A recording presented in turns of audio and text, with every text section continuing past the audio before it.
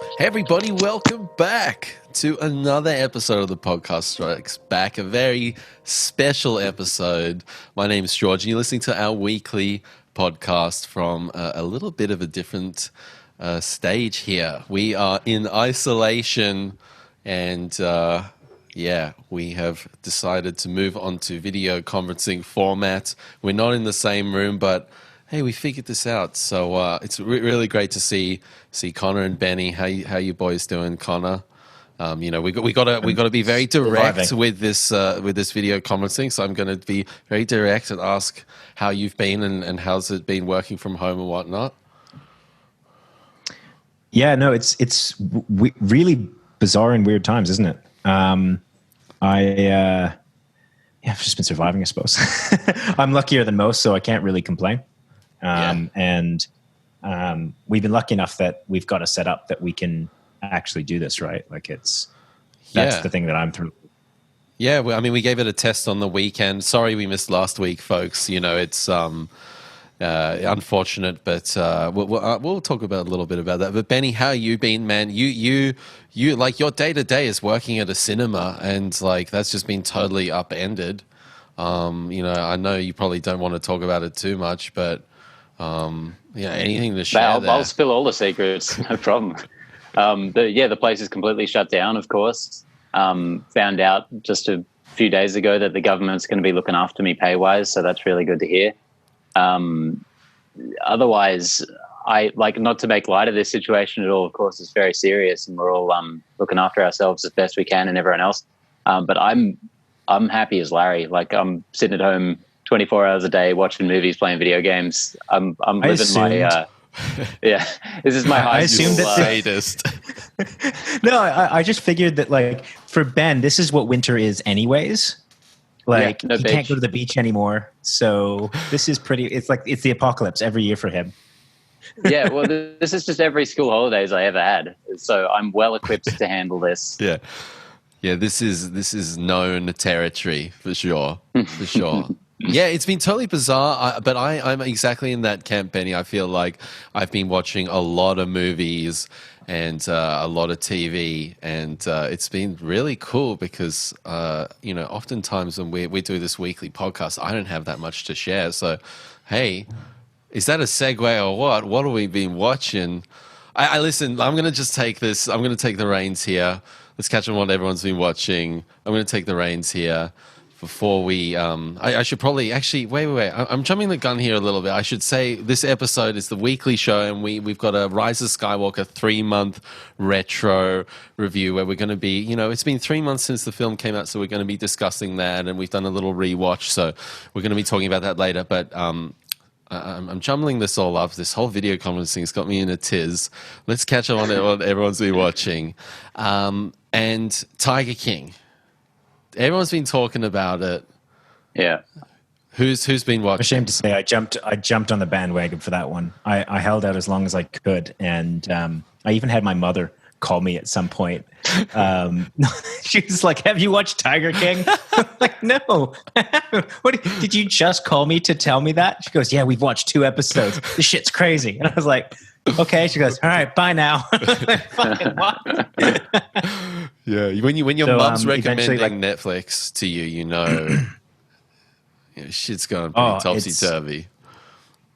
Yeah, but I mean, we made the mistake of jumping into it last night, and it's one of those things that just the idea of stop watching it is absurd.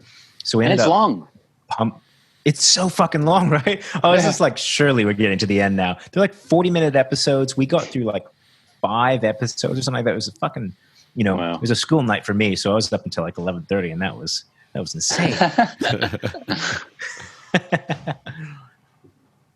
So you've watched it? You've watched the whole season, or no, like four episodes. Okay. I think I've polished it off. Episodes. Benny, you polished it off. I haven't watched any because I'm not a sheep. Yeah, I'm a fucking lemming, man. Like somebody dies off that bridge, I'm like, oh. No, I've been meaning to get around to it. Out of the 3 of us, you're the only one on TikTok, right? Yeah, TikTok, You bro. fucking You got to lemming. get on that shit. You know what? This is just a fascinating case of just a bunch of really strange characters, and none of them are that likable. They've all kind of got a shady past, but you know, a lot of it's to do with the presentation. You know, Netflix just know how to do this kind of documentary. It's got very similar flavor to Making a Murder. It's got a very similar flavor to The Staircase. So you know, it's just, you know, they pump out one of these about every year, and it's everyone gets on it, and I got swept up on this one, and you know, it was so crazy because I'm such a cat lover. It was interesting to see the, you know, the stuff that goes on with these tigers and in captivity, and it's so upsetting. You know, in so many ways, but it's just crazy characters. You couldn't write this shit. It's that crazy. But I enjoyed it. It did start to kind of towards the end. I was like, okay, that could probably been 6 episodes. It probably could have been 5 episodes and had a little more punch, because it did kind of drag out for a few bits. But overall, pretty solid, I thought. Typical George. Oh, that could have been about half as long. Well, They do really extend these things, though. Well, episode 6, it was just like, he did something. Oh, man, he did something. I tell you what, it was real bad. And it's about, oh my God, we're going to find out what he did. And it's like 20 minutes. And then you don't find out till episode 7. And I'm like, fuck, this is just, this, like, it's 6 episodes. All right, Connor? How about that? Does that make you happy? If George is whingy, you know, oh, it's, you know, whatever the runtime bullshit you're going to pull on me. Okay, let's make it 6 episodes. How does that sound? Huh? That's very accommodating of you. Did either of you watch it's a pleasure. Don't Fuck with Cats? Nah. Look, I got to say, I'm not one that's really big on true crime. I still think that it's, I just don't get as much of a kick out of it. And it kind of seems like it should be right up my alley, right? But I'm just not interested in that very much. What was that one about, Ben? It was about this guy who was uploading videos onto the internet of him basically torturing and killing kittens. And the title of the series refers to the fact that the internet horde, loving cats as they do, essentially hunted this guy down. Wow. It's a fascinating story. It's amazing. It goes places you would not expect. That sounds really cool. Hey, and you know what's And I think it's a lot shorter than that. Oh, okay. And that's on Netflix? Yeah. I got to say, man, I wish I could find it. Oh, you go, Connor. This is gonna be I was part gonna say, of the I wish I fucking. could find it. Yeah, this is gonna happen. You know, shit. You know, I wish I could find it. There was a brilliant video that I watched. It's only like maybe 15 minutes, 20 minutes on YouTube years ago about mob justice and how the kind of internet age of mob justice has transformed, you know, how we think people should be treated in those kind of circumstances. And yeah, it puts a whole new light onto those kind of scenarios where we feel as though we've done something good because, you know, we, the internet, you know, attack someone. This guy killed kittens. Yeah, no, I mean, I get it. Like it's the example that they used was fuck you, Connor. The guy the dentist that killed Cecil. Do you remember that? This is a fair few years ago. Yeah, the dentist that killed the big lion. And there's a lot of people that would have felt really justified in going after this guy because he kills kittens, right? You know, probably watch the documentary, Connor. Watch the documentary. Trust me. Yeah, I probably should do that. I should probably know what it is before I start. You should really, yeah. It's like this guy's like one step up from Hitler, and you're defending him. Yeah. Well, guys, there's two sides to each story. Let's, you know. Please, and even just read about this so we can talk about it next episode. Hey, really got to follow up. Talking about really good podcasts, right. How about that as a segue? But no, like in terms of the investigative journalism and finding about these crazy stories, I've got to say, Ben, I've been pumping this podcast. I just have to talk about it. Something that you recommended me, the Reply All podcast. This is really, really cool investigative journalism across a spectrum of topics. And I'm halfway through this one right now, the call center one with like the scam. I think it's episode 102, 103. Oh my goodness. And how it unfolds and the dedication and also the presentation of the episodes, you know, compared to us fucking mongrels, like this is like really great audio editing. So I highly recommend if you're bored and you want some cool stuff, Reply All Podcast. It's just awesome. Once you're done, yeah, you can just go through and pick any episode that like catches your fancy in any way. You can start anywhere, and there's so many fascinating stories. Cool. Anyone else watch anything else? I did a Total Recall double feature. So I watched the 90s. Why? The 1990s. What do you mean? The Total Recall's the shit. Go fuck yourself, fucking Conan the Barbarian. And fucking Lord of the Rings. What do you watch? Lord of the Rings. I feel like Kingdom of Heaven and Prometheus. And that's just on a cycle. I love... Oh, I don't know. Love is a bit of a strong word, but I enjoy all three of those films. Yeah. So yeah, the 90s one, the Arnie one, is just one of my absolute favorites. I'm a sucker for those 90s sci-fi. And the practical effects are just so fantastic. The guy coming out of the body and the weird little baby thing. Yeah. Just so good. And then the Colin Farrell one from 2012 is just... It's got some really cool stuff, and it pays homage in some interesting ways and effective ways. But at the end of the day, it just goes on and on and on, and you want to fucking gouge your eyes out towards the end. See, I think that's really interesting. I didn't mind the remake, you know, as a pretty stock standard sci-fi film. Like I kind of enjoyed that. But these old sci-fi films, I always find I'm a bit suspect on them. And I really enjoy them because, you know, they were my introduction to sci-fi, right? Like I enjoy them because of that nostalgia. But I feel like it's one of those movies that you would recommend to someone and it would not hold up that same level of like, oh, that's amazing. Like there's a couple of those old ones. Like I reckon RoboCop is ones that you could show to a lot of people now and they would probably be more on board. But I mean, it is Paul Verhoeven. Like those old Arnie ones are always like, I don't know, man. I mean, yeah, it's no. just Like, I mean, it's legit. It's just got so much heart in it, and you know, the narrative. If you compare the narrative of the 2012 one compared to the 90s 91, like the narrative, like you know exactly what's going to happen, like quite early on in the Arnie one. Like it's very clearly laid out.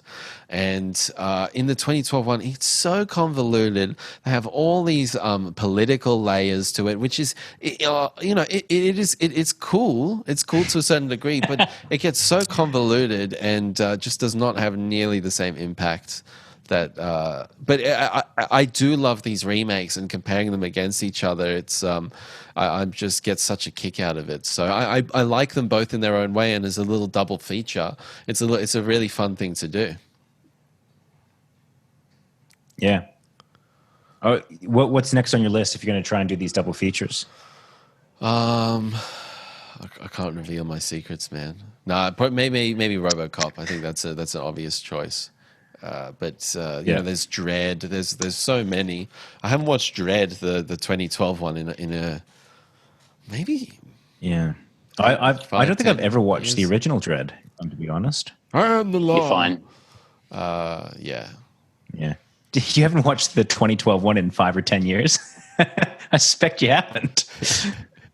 5 or 8 years. Fine. It'd be really impressive if you had. I also watched a old classic from 1987, Cobra, which is a Sylvester Stallone action. Holy shit, dude. Like this, I went and Wikipedia this and you know, the reception in 1987 was like, this is the most stereotypical action hero schlocky crap. And that was when it was released. You put it on in 2020. It is so amazing, man. Like, oh my God. you can't. It's just too good. It's that cheesy '80s thing. Stallone, they're like Colin Cobra, and he comes in this fucking old muscle car, and he saves the day, and he's like reckless, and he's a renegade. The interesting part of it was actually Sylvester Stallone was supposed to do Beverly Hills Cop, and he wanted to take it down this kind of more serious kind of actiony direction, but they wanted to take it down a more comedic direction. So he ended up leaving the project and making Cobra, and then so on and so forth with what's on with Beverly Hills. Serious film Cobra. Dudes, yeah, well, exactly. I mean, come on, but it's pretty metal, man. Like the bad guys are savage with that sort of knifey, stabby thing they have. Like, it's some savage shit. So, yeah. Yeah. Anyway, listen, enjoyable. So that's been, I've been watching a few other things. Been playing Animal Crossing as well. So yeah, having a good time. How you like an Animal Crossing, Georgie? Listen, can I be perfectly honest with you? Ashley's playing it. Like, she just picked it up, like, and I can't get it off her. So, I paid for it, but it ends up not being mine in the end. Same thing happened with Mario Odyssey as well. But you were only ever going to spend 2 hours. Bold strategy there, George. Exactly, let's see how it works out for him. It's my own fault. It's I'm the one to blame here. All right. What about you guys? So a bit of Tiger King. Benny, I'm interested to hear your list. I'm treating it like a recommendation. I'll let you know if they're recommendations or not, because I've been going through a pretty disparate group of things. We bag on the fact that we have all these streaming services all the time, but man, I've never been so happy to have like Stan and Amazon Prime available, because there is some gold on these things that I just barely even look at what they have on offer half of the time.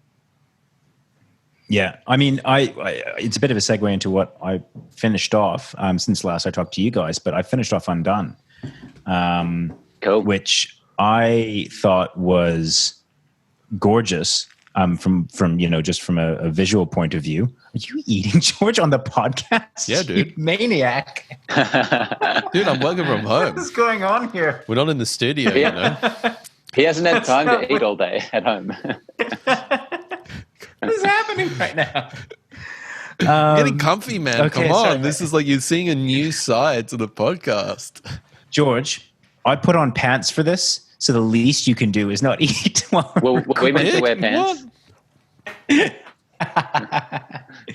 No, I was in the middle of talking about Undone.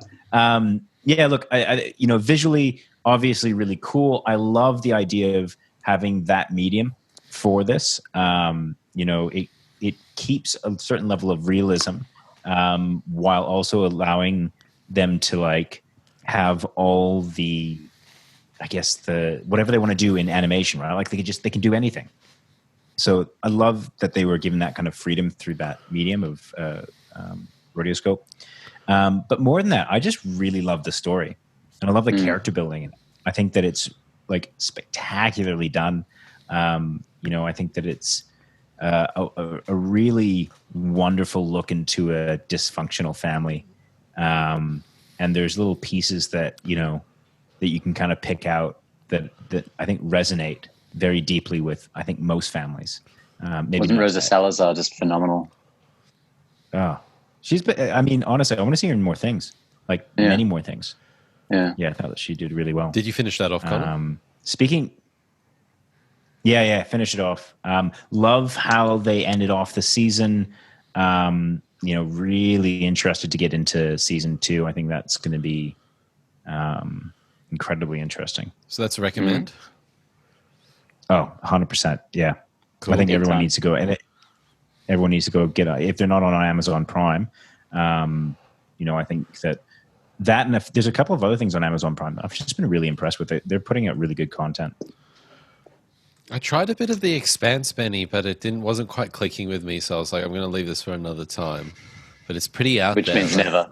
That time being never yet. Yeah, well, I mean... Decoding George speak. I'm just, I'm doing it nicely. I'm laying the cushions down. I'm not coming in like a sledgehammer.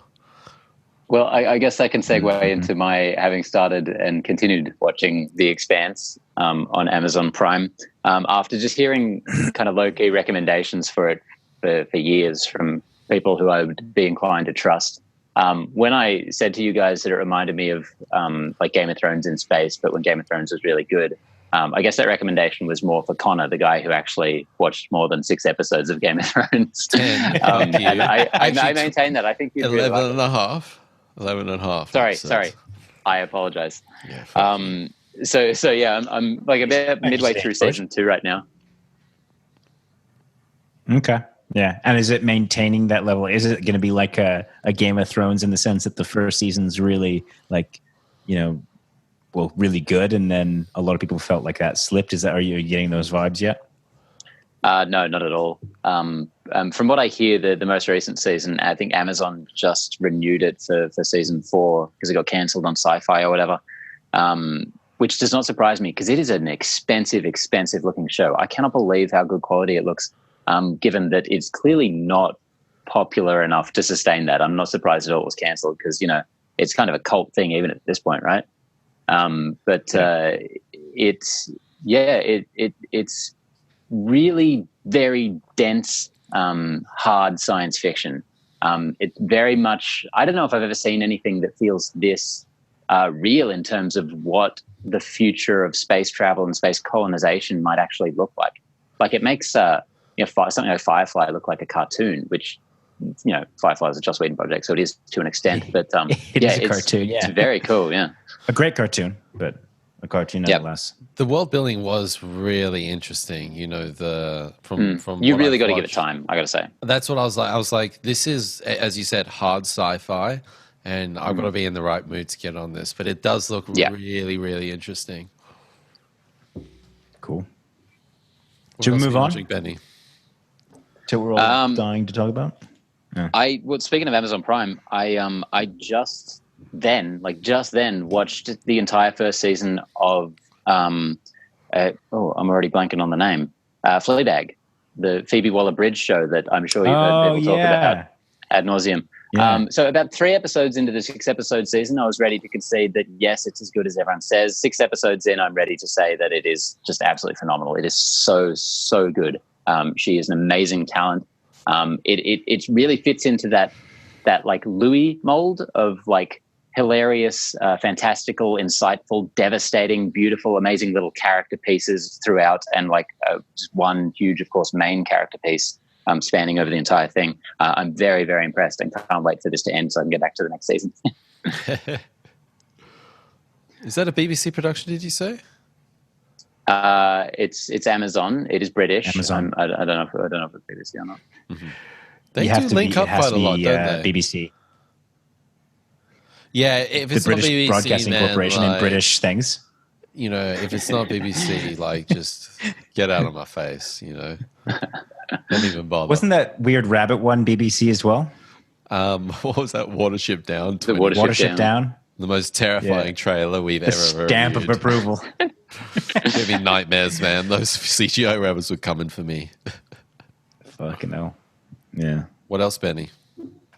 I just the other night watched the remake, similar to your Total Recall, the remake of Child's Play, the Chucky series. Oh yeah. That came out last year. One? The new one with Aubrey Plaza and Brian Tyree Henry.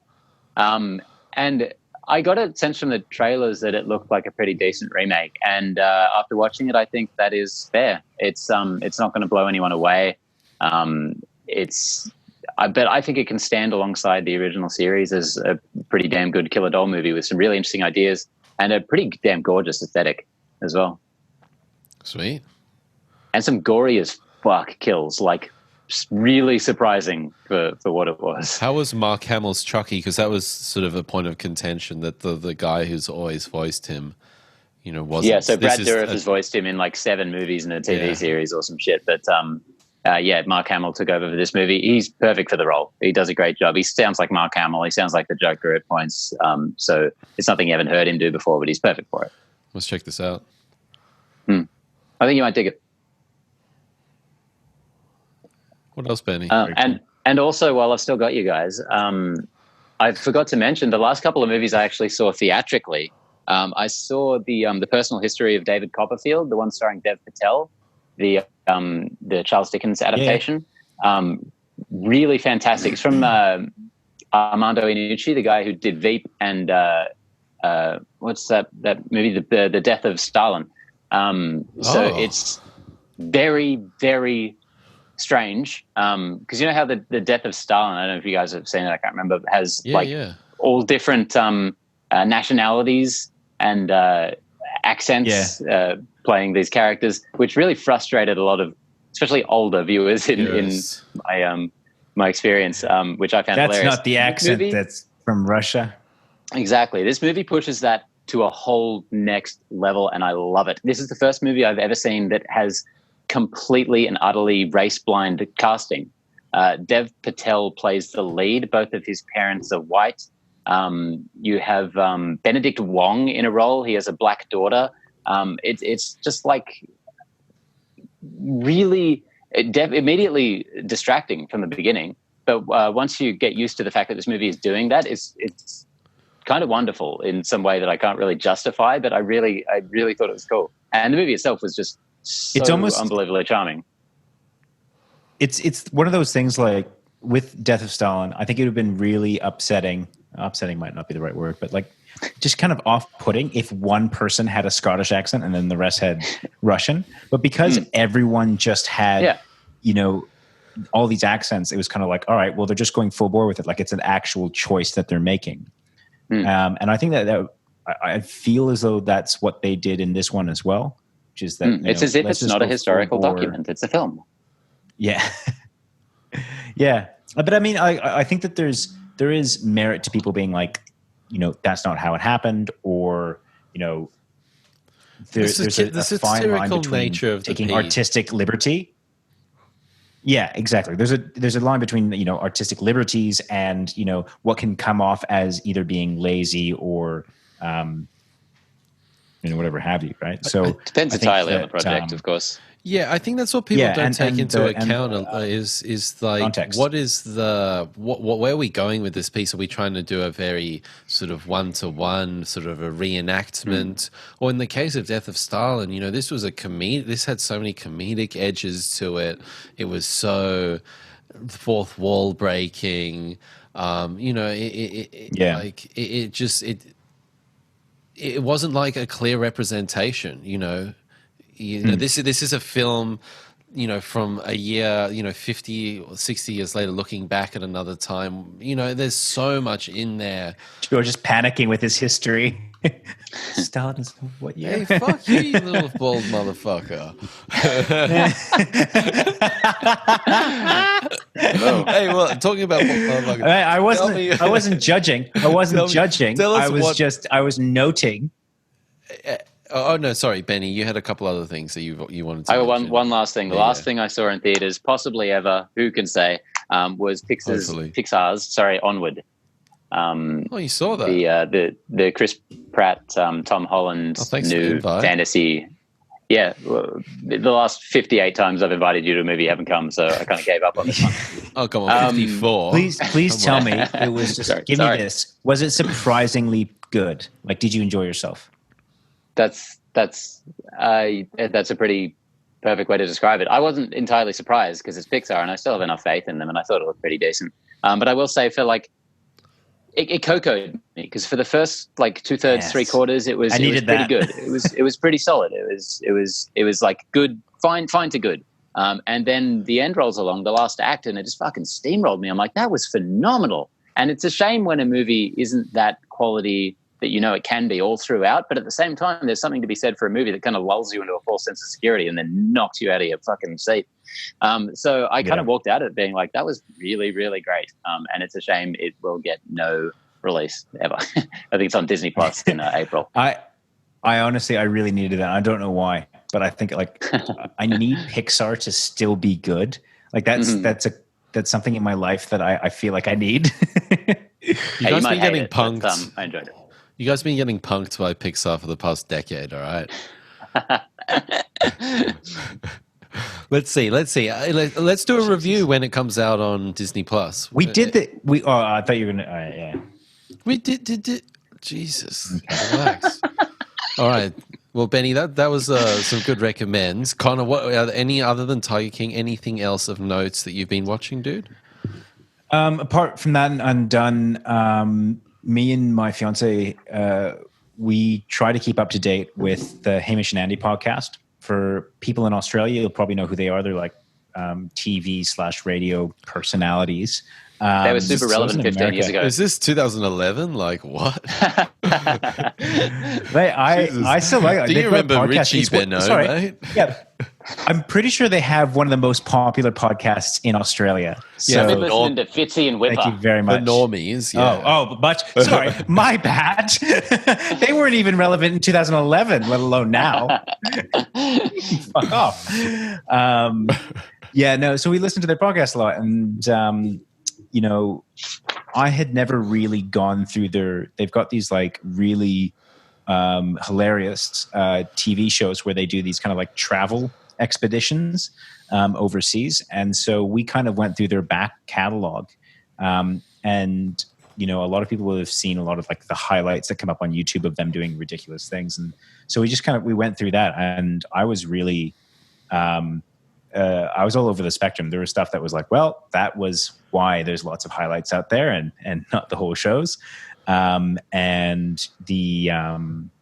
then there was other parts where I was like, oh, this is fantastic. I could watch this all day. So we spent quite a bit of time doing the backlog of that.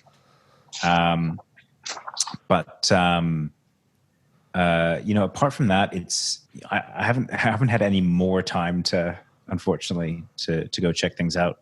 I was really counting on Ben to give me some sweet recommends while I got had one last this thing. time. Yeah. I just watched today because it was already on Amazon or Stan or something. I just watched that movie Swallow. We saw the trailer for a while ago, but that like house, yeah, creepy. The rich husband yeah. who's just like eating marbles and like pins and really, really intense looking. And it's not exactly what I think the trailer was kind of indicating it to be, but it was very, very good. I recommend that one for sure. Yeah, that's interesting. I also forgot to mention I watched that 1998 slasher horror film Urban Legend with Jared Leto in it. Mwah. Outstanding. Mwah. Bellissimo.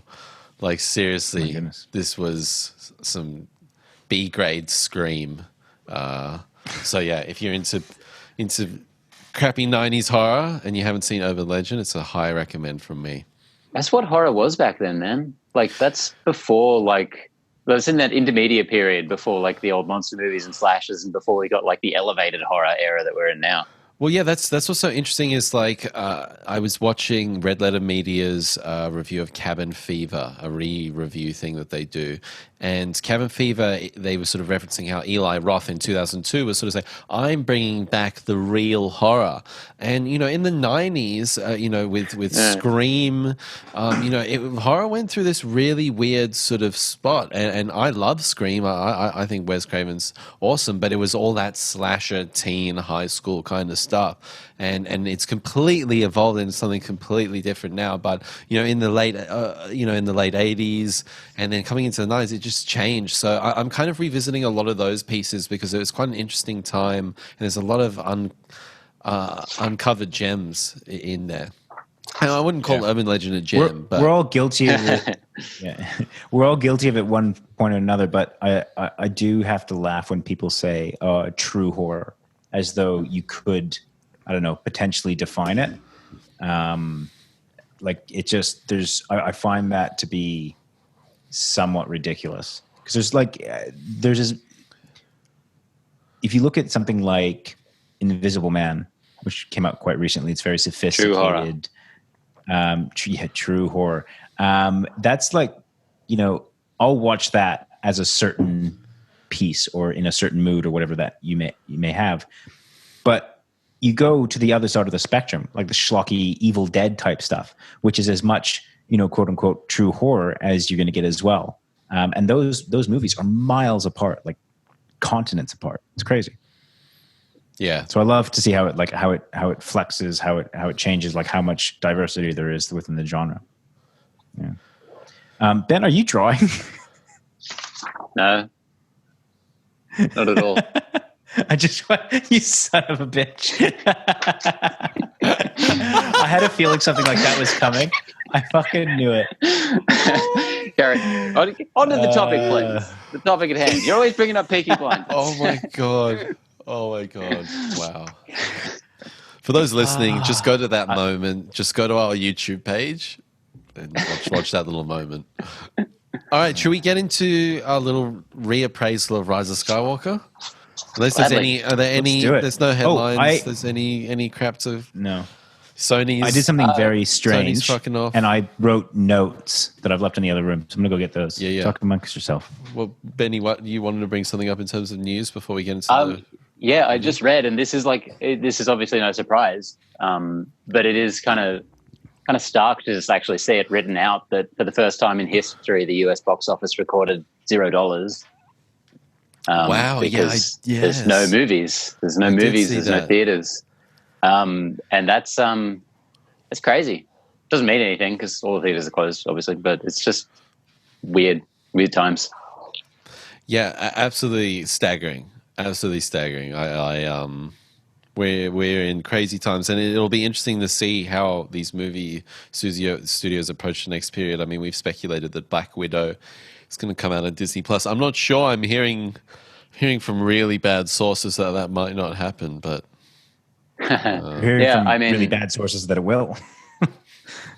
That's what we have right now. Really everywhere. bad sources. Nobody's talking. Yeah. Yeah, no doubt. Should we jump into Rise of Skywalker reappraisal?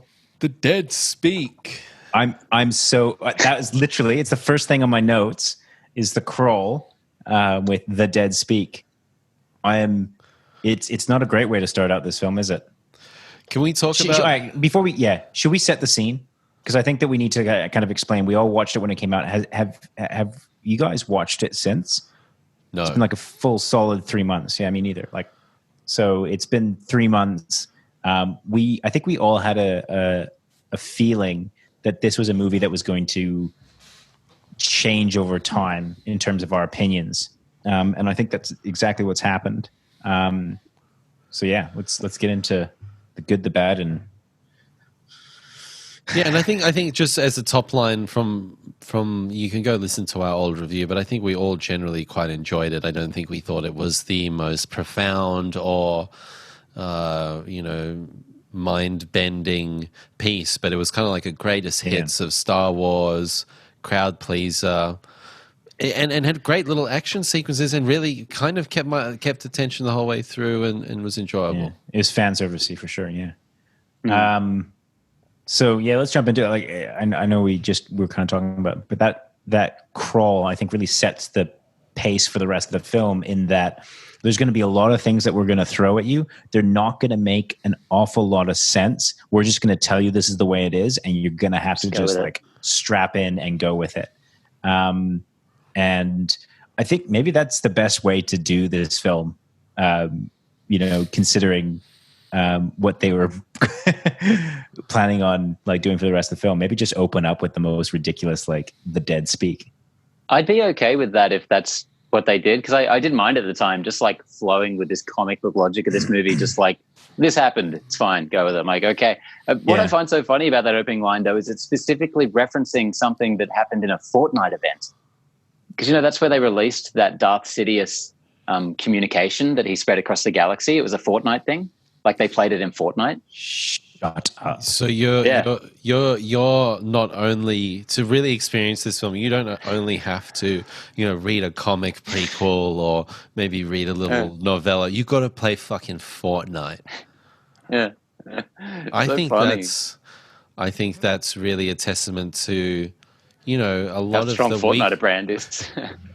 Yeah, it's in Endgame too. I guess that is 100% true. 100% true. But I think that's, there are so many skimmed over details in this film, and you kind of, it's there is so much in this film that you're whisked along. And as you said, Connie, it's just kind of like, you just got to accept it. Yeah. So as long as you are, I think the trick to this film is that it's just, as long as you're just there for the ride, it's fine, right? Like, and completely dispassionate about Star Wars in all its forms.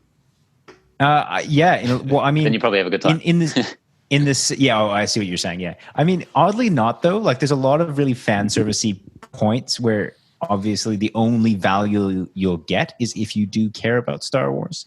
Pretty shallow ones, though. Yeah, like, I mean, I'm not.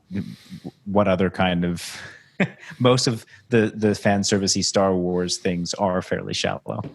But I mean, it's weird, right? Like, you get this crawl and you're kind of like, ugh, all right, and then you get whisked into this, what I think is a fucking awesome scene of Kylo Ren getting the Wayfinder, finding his way to Exegol, and confronting Palpatine. I mean, that whole sequence, you know, again, if you ignore the absurdity of, you know, Palpatine being alive, which at that point I was even kind of like, cool, like let's roll with this. It's a good time. Like that initial scene is, I'm really impressed with it. It gets a bunch of things out of the way. It's very efficient. And if you are willing to take that jump of Palpatine's alive, don't worry about it, then it gets the job done in a really, like, a good way. I think it's a great scene on a very simple, basic, like, even just aesthetic level. It's beautiful. And, you know, at the same time, it's like, I was the Darth Vader voice in your head. I controlled Snoke. He was just some deformed clone thing. And then you can potentially extrapolate yourself that this is a Palpatine clone, or he just survived the Death Star, whatever. It doesn't matter to the rest of the film necessarily. All they needed at that point, really, and they kind of covered it with a line of, like, there's, you know, lots of powers, you know, some considered to be unnatural. I mean, that's kind of, in and of itself, it's almost better to have it as a mystery, just to say, like, the dark side of the Force, you know, Palpatine, they're fucked up enough that, like, and they're mysterious enough that you just kind of run with it. So I was okay with running with that, if I'm to be honest. Yeah, and I think what was also cool about this and refreshing was, like, correct me if I'm wrong, maybe Return of the Jedi, but I don't think you sort of start and you don't sort of follow Darth Vader or Darth Sidious on this little journey, or this little sort of side mission that he's on. Like, it's sort of this complete little arc that Kylo's on. And it was quite interesting to see the bad guy, you know, in that scenario in a Star Wars film. I thought that was really interesting. But I will say that I think JJ in episode 7 wrote one of the best crawls. Like, Luke Skywalker has disappeared. You know, that was shocking.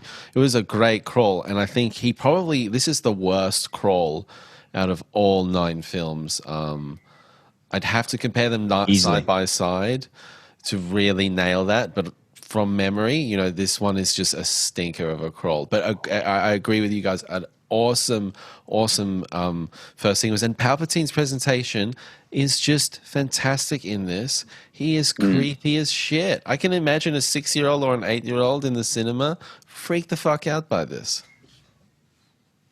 Yeah. Can we just quickly Snoke clones? Does that bother anyone? Snoke clone? No. I mean, really, no more so than anything else in this film, I guess. Like, as I said, it's just kind of taking a whole bunch of things and saying, just kind of accept this, roll with it, and you'll be good. I think it's about the best explanation they could have had for Snoke, really, because all of the fucking batshit crazy theories about him being like Plagueis, a character who just had no place in just really the text of the films, apart from being mentioned once, up to, like, people saying he was like Mace Windu or some shit. Like, he's just a clone. He's a Palpatine. He was a puppet. It's fine. Whatever. Yeah. How disappointing would have it been if it actually turned out to be like Mace Windu or some bizarre shit like that? I mean, that's in the text, like, in the sense, in the direction this movie is going, batshit crazy is probably the best way. I don't know. And I do, to those points, you know, I do remember in episode 7 being like, oh, there's just another fucking bad guy and he's more powerful than Palpatine. And Palpatine took over the universe. He was the Phantom Menace. He was the fucking man.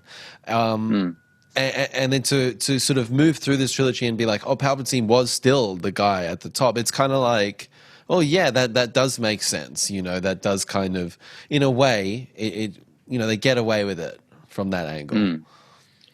Yeah, and to your point about Snoke, I was never, like, I don't think that I was kind of over the who is Snoke bait that they were putting in front of everyone. I thought that was a bit silly, but yeah. So I think that in terms of introing the character, fucking fine, sweet. This was not where my grievances with this film laid. And kind of moving on, I thought that the movie held my interest, because right after that you got a chase scene with Poe and Finn and Chewbacca, and I really enjoyed that. Like, it was pretty stock standard Star Wars stuff, right? Like, it was. But the light speed skipping, I wish they had just stayed in those locations just a little bit longer, because they go like this Cloud City and they're weaving through these towers, and it's really cool. I wish they'd just kind of for a little bit longer stayed in those moments, but that was a really innovative and fun scene. I liked the idea of light speed skipping. I felt as though,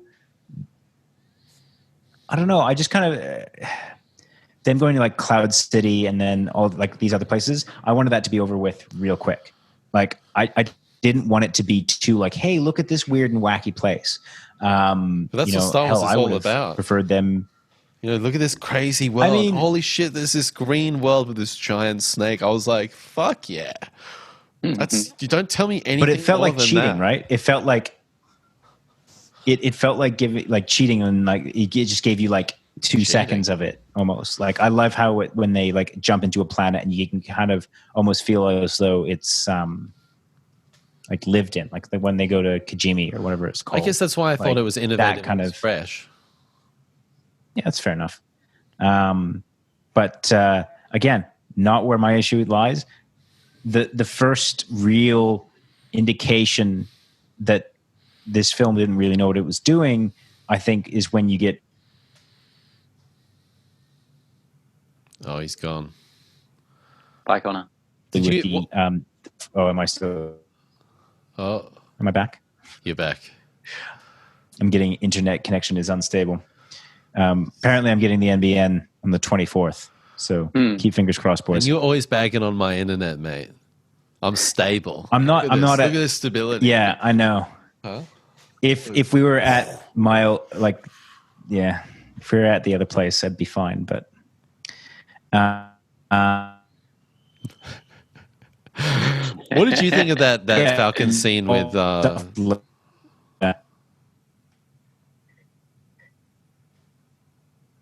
What did you think of that Falcon scene, Benny, with Poe and Finn? It was fine. It's very J.J. Abrams. I think it's Chris Pine on one of the Star Trek movies had the anecdote that he was trying to get some acting direction from Abrams. It's like, what am I trying to actually do here? What do I convey? And Abrams is just like, just come in and be loud and fast and get the scene into the next thing. I'm like, yeah, it does it. You don't have time to think about anything when Abrams is on doing his thing. Loud and more intensity. It shows when they try and do slow things down and they try and explain the plot at all. Because like that's when they're all sitting around in a group and Poe's like, oh, it's, our worst fears have been realized, shit like that. You're like, oh, fuck me. This is painful. I felt embarrassed. Really remains in that the chemistry between all of the new characters is as strong as it's ever been in this film, from the beginning right through to the end, I feel. And then all that stuff, honestly, Dana with those crazy sort of squid alien guys and the speeder chase and the snake underground, and then her force landing the tree. Like, I love that sequence. I think that's fucking awesome. Yeah. Like all the, like I said, when they're not sitting around and explaining things, this movie is really good. Like it's a lot of fun. And that's what I mean. Like, if you don't think about the plot too much, you're having a good time. It's literally when they slow down and try and explain things. Like, and it's not even just that they take too much time to explain things. It's they don't even explain things very well. For a movie that has too much exposition in it, I don't know what the fuck is going on. Right? Like there are. I like where he's paused.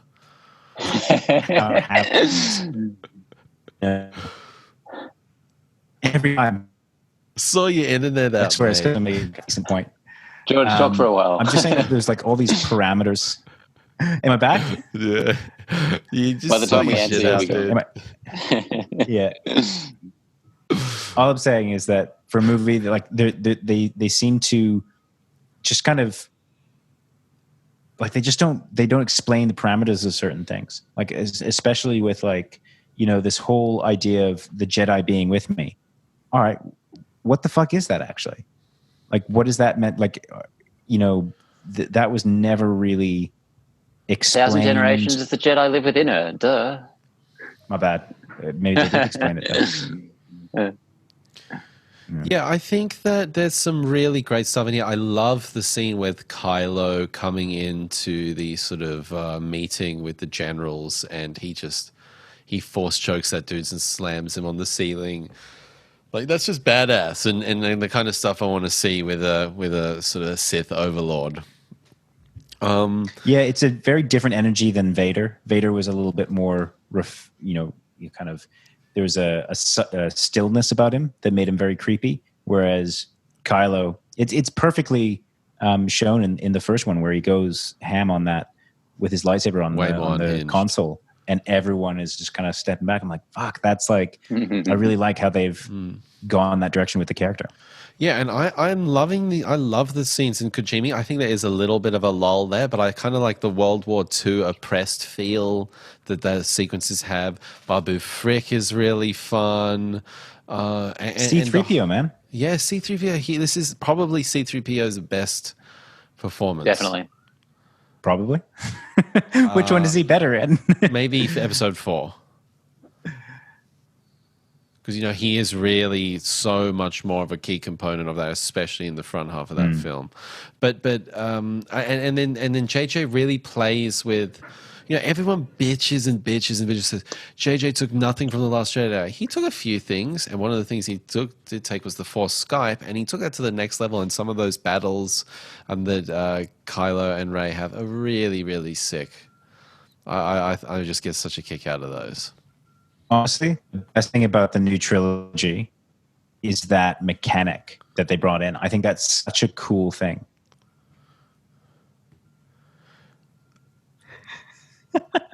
I mean, I can't tell if I've paused or if you're just waiting for something. Benny and I are just like, Yeah, and no, I think that not only the way that it's, if you think about it, on a concept level, I think that's a really cool thing. I really love that in the Last Jedi, where they were having why don't you turn off your video? Like grew closer, brought together this idea. Why don't you turn off your video, dude? And then you probably have more bandwidth. We don't want to look at you anyway. Yeah, I'm gonna let you guys talk about it a bit more. I'll sit back and nod. Why don't you turn off your video so we just hear you? And people can't see my beautiful face. Oh, there we go. We can hear you now. Conor McGregor. So, Conor, you were saying something really good. But it all got cut off, unfortunately. Fuck me. I don't even know what I'm meant to do now. Yeah, look, it's what was I saying? Force Skype? Look, I liked the Force Skype concept. I liked the way that it brought those two characters together. I thought that was a really good way to have them interact and kind of explore how they were both conflicted. And I really love the way like it mechanically works, like in terms of a visual representation as well, particularly in The Rise of Skywalker. I mean, I think everyone was pretty down with that lightsaber switch scene at the end there, where he kind of like goes behind the back and pulls out the line. Got a good meme out of it, at least. Yeah, I think if nothing else. Yeah, I mean, we didn't hear anything of what you said, so. But what I think with I think really the pivot point of this film for me is they're on the deck of the Star Destroyer, and Kylo reveals the Palpatine connection. And I think that's the point in the film I think start to really not necessarily derail. Like, it still keeps my interest. I still enjoy it a lot. I really I have a kind of a soft spot for this film, but it kind of really starts to sort of go, oh wow, this is actually really stupid in a lot of ways. Yeah. It's like you've revealed yourself, you've played your hand. Yeah, and it doesn't really recover from that. I mean, I find all of this movie, at least tolerable, and definitely enjoyable. But it from a storytelling point of view and a character point of view, like character arcs, forget about it. And then when you get like Chewbacca dying, and then a second later he's alive, and then you get C-3PO having this big emotional moment where he loses his memory, and then he has his memory back straight away. It's like, what is the point of any of this apart from just being a big, flashy, beautiful space battle stuff with fun characters making jokes, which definitely has its own place. And on those points, it is firing on all cylinders. But everything else is a wash. Yeah, and that's where, in that second half of the film, Rey goes and visits Luke, and I was really excited for that scene, and it just has nothing compared to, everyone says they hate Luke in Last Jedi. I think that's one of the best components of that film and one of the most rewatchable moments of that film. And this Luke was just so rote and just felt not real, and it felt empty. Like it felt devoid of any kind of heart or kind of, and that was really disappointing, right? Because the triumphant return of Luke, right? That should be key. That should be the stand up and cheer moment. And the closest thing that we got to his stand up and cheer moment was him lifting up some fucking old X-wing, which apparently still works, even though it's been sunk for 20 years. Well, credit where credit. And one of the wings was used as a door in his hut. Yeah. Oh, yeah. That's right. I quite like that. You liked it. I think that's quite a cool moment. Didn't mean to make that sound so judgmental. You liked that? You idiot. I mean, it does throw out the whole Luke wasn't really Disgusting. stranded. He was sweet. He was just, instead of parking it on the land, he just, hey, park it in the water. Fuck it, it still works. No, he just needed to be more possible than you could possibly imagine, and he could lift it. So, yeah. I like that moment. I think it's a nice callback. The score that comes through, it's one of those moments that I'll give it a pass. I will. I hate when Luke shows up. I can't start comparing this movie to The Last Jedi, because then I will really start disliking it, because I think that's a movie that actually had interesting ideas and a certain level of substance to it. And I think this movie exceeds that one in certain ways. It's definitely more rewatchable and more fun, but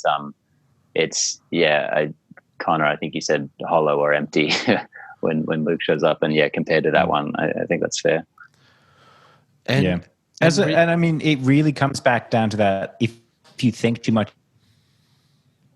if you think too much about it, it's cooked. It doubled, right? That's why.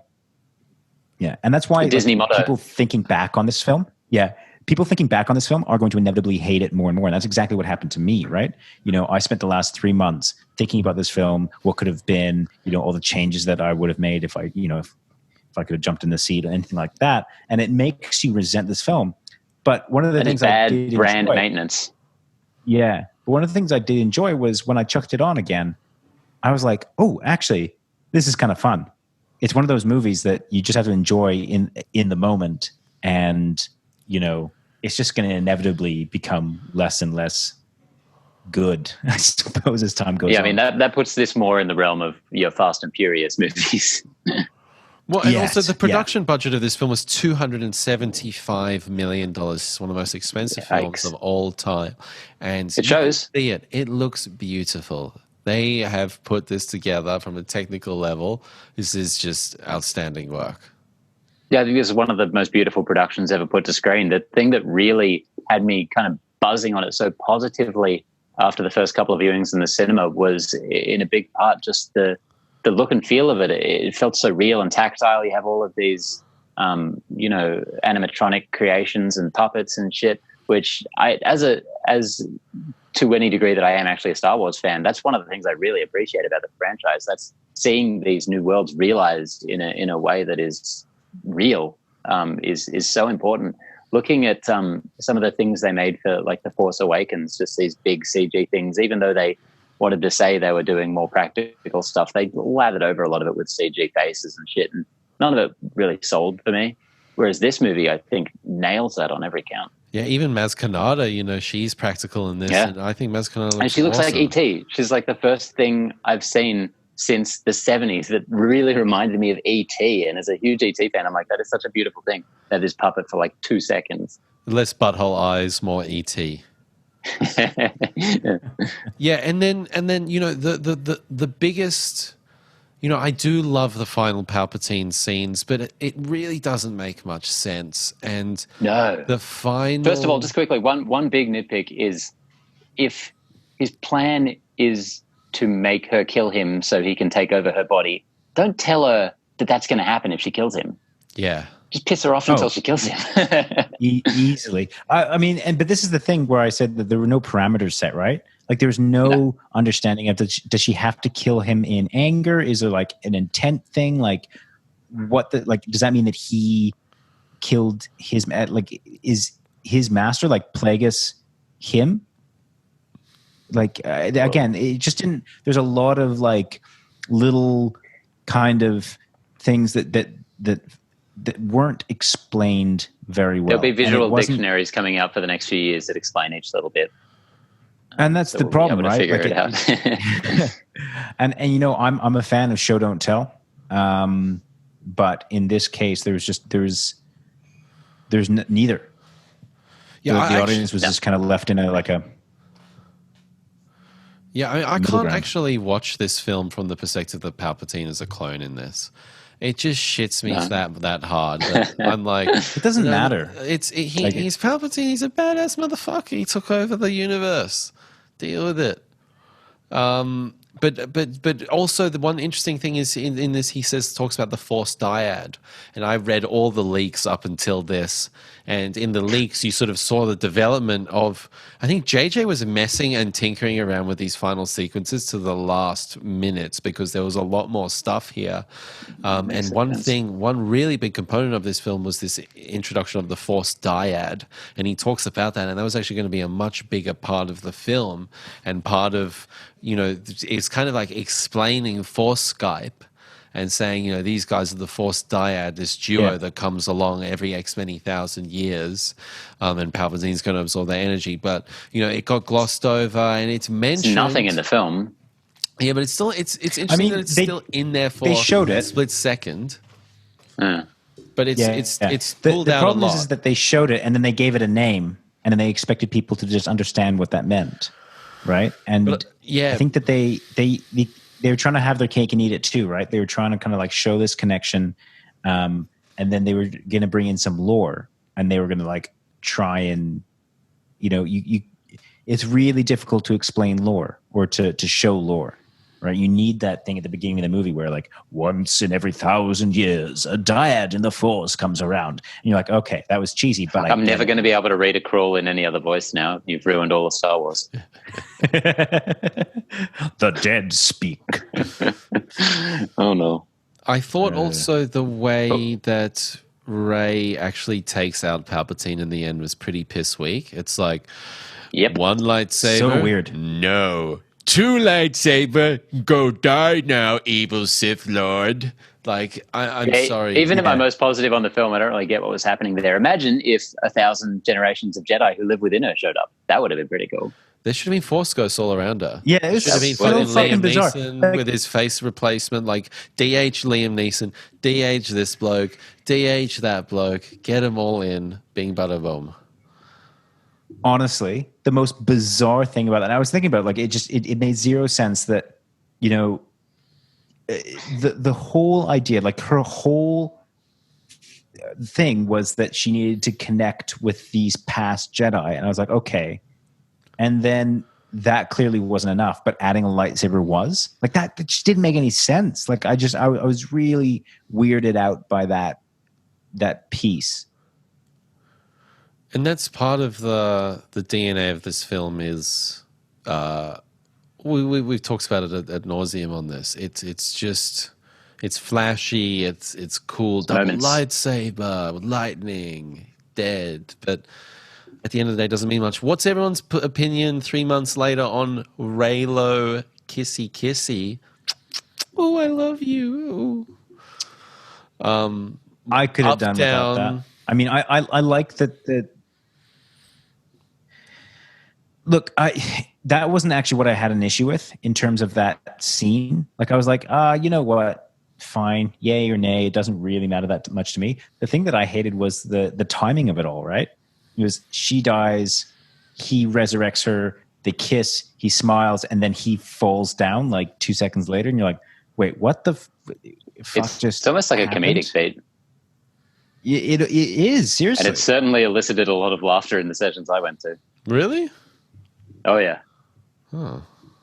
I think, if only because of how lame it was, I could definitely do without that part. I don't think it was unjustified. I think as far as like random hookups go in movies, it's like a lot better than Captain America's. But it's because, they really set up a strong connection between those characters. But it's just like risk and reward. What were they hoping to get out of it? Like, leave it to the online fandoms, the shippers, to just imagine that it's happening. Yeah. This is a bit of a side and aside, but I decided to look up Force Dyad. And of course, it's in the novelization that you find out that there's a prophecy. Of course, it was.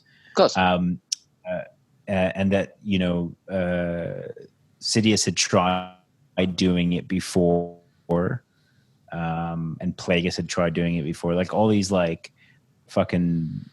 It's so ridiculous. You're like, I'm so over this with Star none of Wars. this was actually explained in the film. Like, is this franchise going to be able to recover from this shit? Because I'm starting to like. I think Rise of Skywalker is really dope, and I think it could be my favorite out of the latest trilogy. Like, if somebody tells me, "Hey, you got to watch one of these 3 films right now," I'm probably going to say the Rise of Skywalker because it probably whisks by the most and is the best. The bad sign for this trilogy is the one you just want to get rid of the quickest. Yeah, well, I mean, oddly enough, I know that's what you Awakens. meant. I know that's what you meant. I quite enjoyed Force Awakens. What would you go, Benny? I would say the Rise of Skywalker because it's exceptionally well made. It's beautiful. It's enjoyable. It's fun. It's just really cracks along, and it doesn't have any of the baggage that The Last Jedi has with it. Not as on the surface, at least, in that that's a movie I really wanted to have a great sequel because I think it's a great movie, and unfortunately, it kind of doesn't. As much as I may, whatever day it is, like The Rise of Skywalker, it's not a great sequel to that movie by any means. So yeah, I would watch The Rise of Skywalker as well. Also, I hate The Force Awakens. I didn't mention that goes without saying. What were you thinking, Connor? I can't think anymore because then I'll have to think about this film. I just enjoy. This is one of those. Honestly, this is one of those movies where you just need to put it on. I think that. Look, I'm not mad at any of these new films, despite what I've just said. You put any of these new trilogy films on, I'm going to enjoy myself. I'm going to watch it. I'm going to have a good time. I can pick apart any of them. I'll give you specific examples as to why a bunch of these are just real shit. But at the end of the day, I have no problem watching them and I have no problem enjoying them. So, and that's where I sit with it, really. There's probably never been a single worse entire trilogy made up of like pretty good to really good movies. Like, because I think as a whole, as a trilogy, I think it's terrible. I think it's all over pretty the much place, incoherent. Yeah. But of course, the individual movies are pretty decent. So it's really weird. Each one kind of exists in its own little vacuum. It's quite bizarre.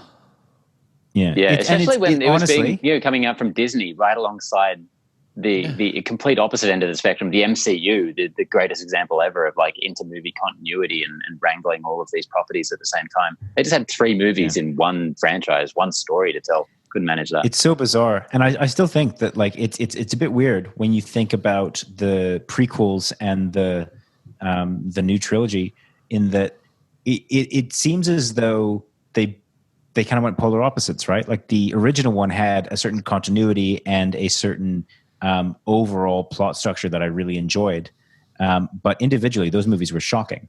And then you got the new trilogy, which individually the movies were great. Like they're really well-made films, but in an overall plot structure way, it's all over the place. It's a fucking jumble and a mess. I do have one last thing that I want to talk to you guys about. How do you feel about Rose? Because I wasn't a huge fan of Rose yeah, exactly. I wasn't a huge fan of Rose in The Last Jedi, but I think that they did her real dirty in this. It was distracting. So blatant. Yeah. I think she got over 10 minutes of screen time in The Last Jedi, and I think she got 70 seconds in this.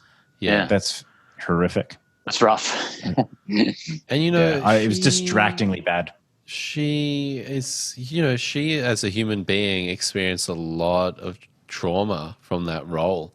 That's going to take her a long time to recover from that. And I just think that, I think they could have maybe done a better way to try and celebrate what Rian Johnson was going for with that character. They didn't. The thing with Rose Tico that's the biggest bummer is if she didn't do that, saving public love. If she didn't do that whole thing at the end, I would have been all right. But that kind of just, it's one of those things where, you step over the line. I don't know if you can come back from that. But I think if it seems a bit extreme to say she stepped over the line. Maybe pushed it too far. But if I could sacrifice a bit of Babu Frick or that new droid or Zuri Bliss to get more of her in the movie, I wouldn't though, because they're awesome, all three of them. You know who you could sacrifice? That ex-droid or ex-stormtrooper that Finn meets. Oh fuck! I found her to be Lando's daughter. Lando's daughter. Yeah, fucking super creepy ending, by the way. But also, we're gonna go find out. Well, that was especially the worst part with Rose. It's like they set up kind of a romantic thing in the last one with her and Finn. Then this one, they're like, no Rose, and he's got a new girlfriend now. Yeah. Oh, we're not going to do this cross-racial thing. She's, they're going to be the same race. We compartmentalize everyone. It's like, fuck off, man. Like, you guys had a really good opportunity. Is that where she stepped over the line? Yeah, sorry. It just pisses me off. The world reacted. It just pisses me off. Yeah.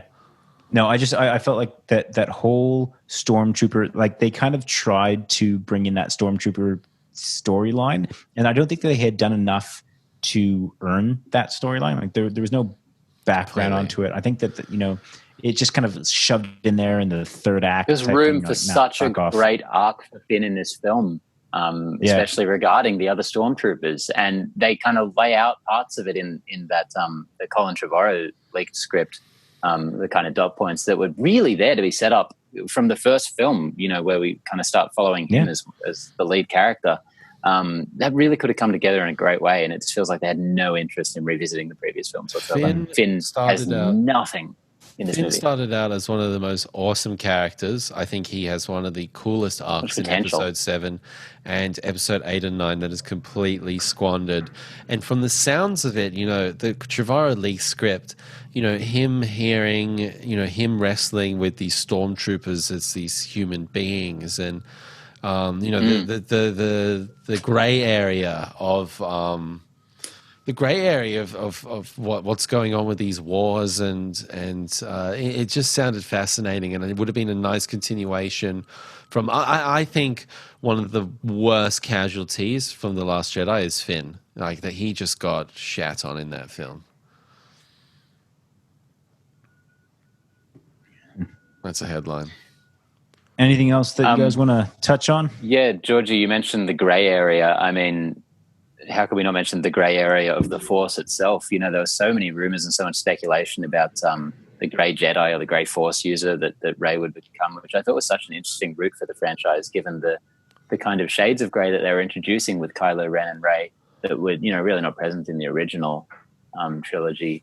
That was quite black and white, sort of the point. I think that was another missed opportunity because Yeah.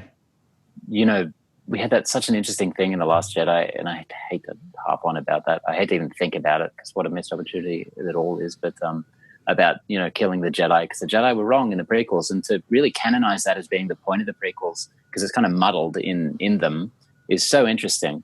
But I feel like they don't bother with that at all. She's just a Jedi at the end of this one. Yeah, man, It was it's really such bizarre. a shame.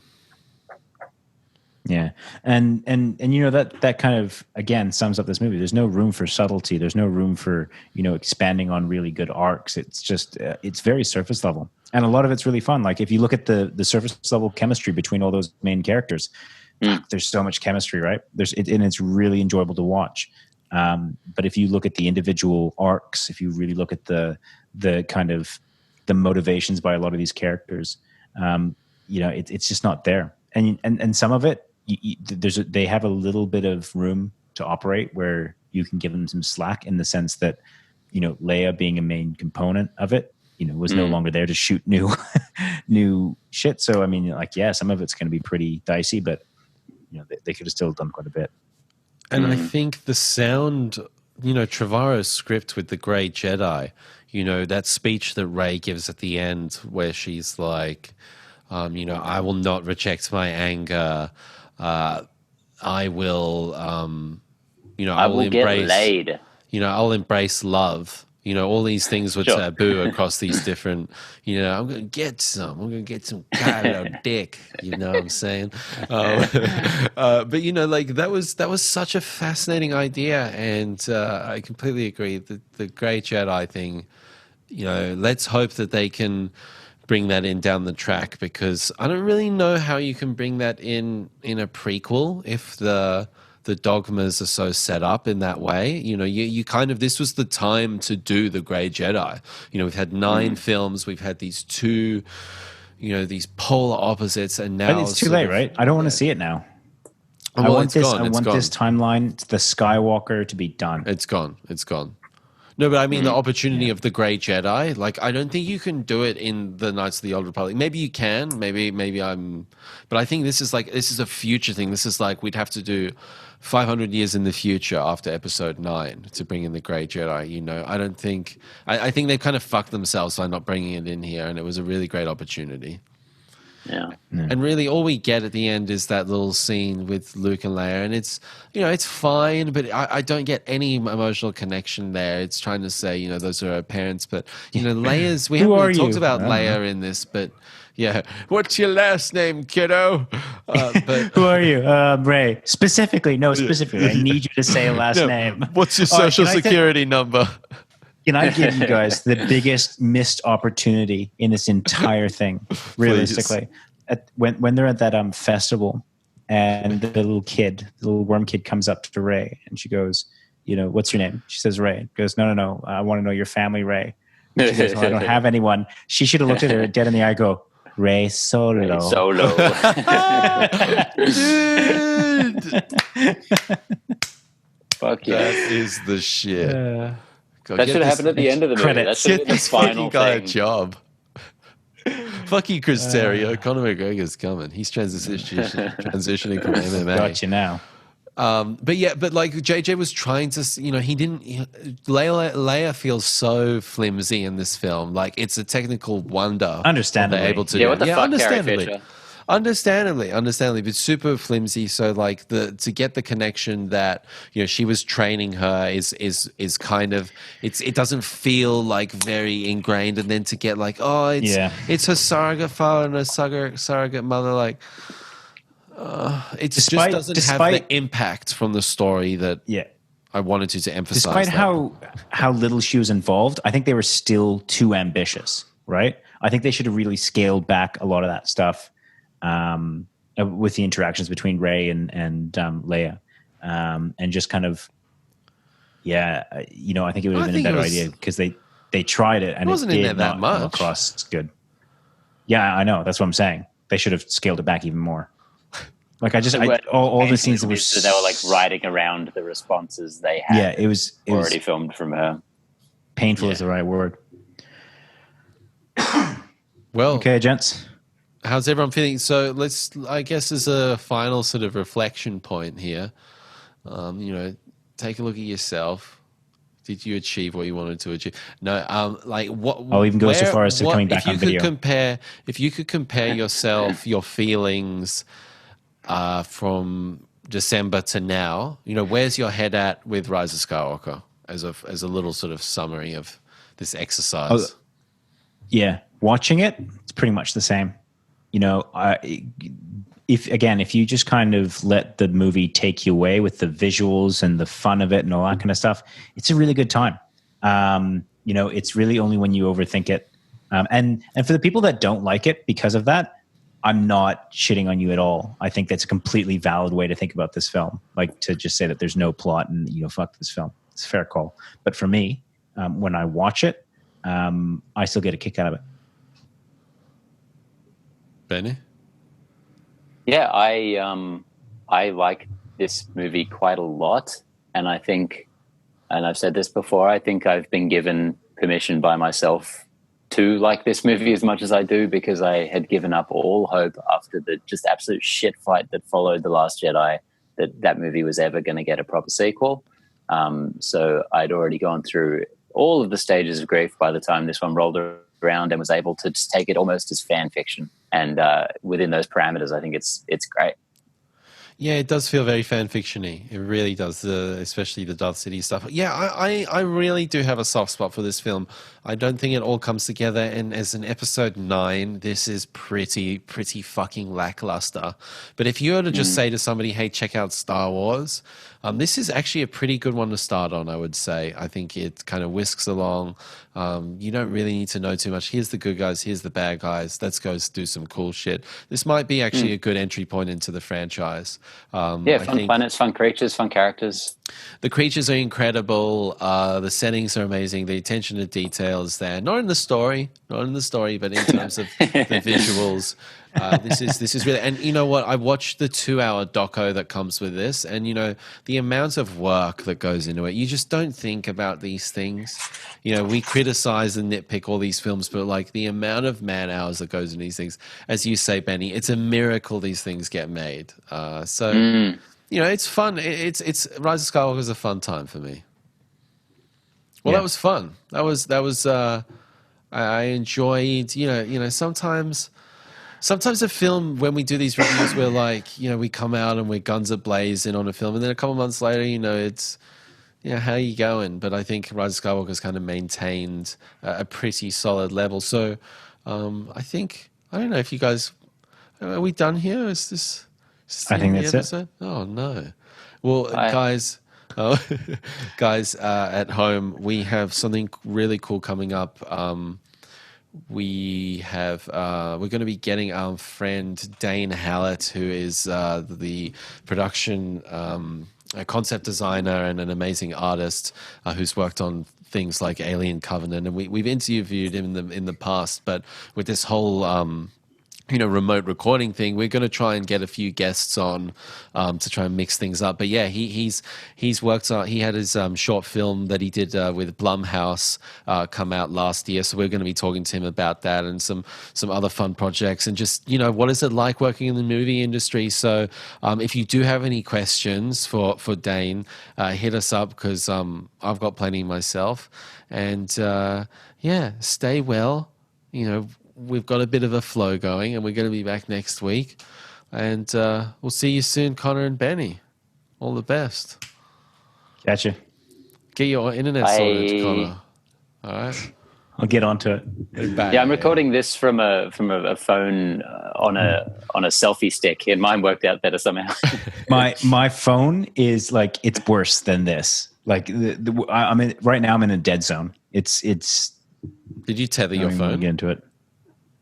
No, we had to go and get like a separate Wi-Fi thing to try and get something. Even that's pretty shocking. So, this is what I'm living with for the next couple of weeks. Good luck. I have the NBN and I'm not even using it. You son of a bitch. All right, gents. Peace out. Bye. Bye. Gotcha. Bye.